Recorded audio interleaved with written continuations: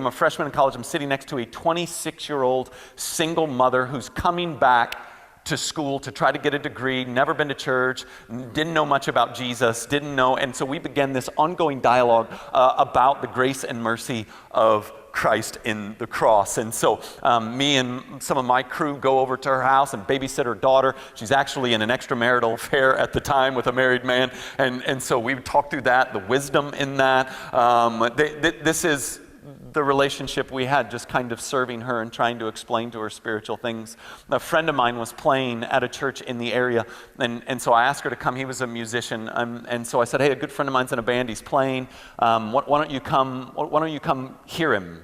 And so she agreed. She thought it would be a concert. I knew better. It was shady. It was excellent. And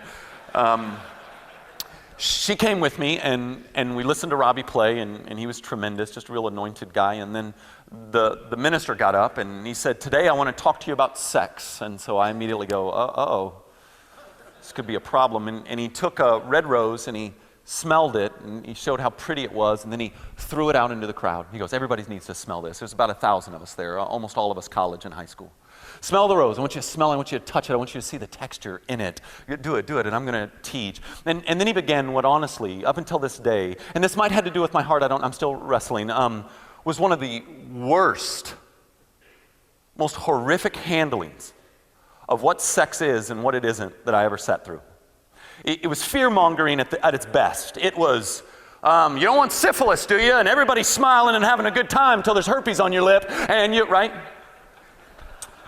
And so I'm just thinking with Kim beside me, what are you doing? What are you doing? And then as it wraps up, he goes, where's my rose? Where is it? Where's my rose? And some kid came up, the rose is just completely jacked up. It's broken, the things are off, the petals are broken. And he lifts it up, and his big crescendo, his point is to hold up that rose and go, now who would want this?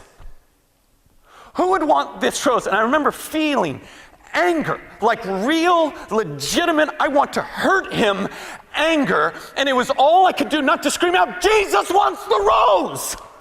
That's the point of the gospel, that Jesus wants the rose.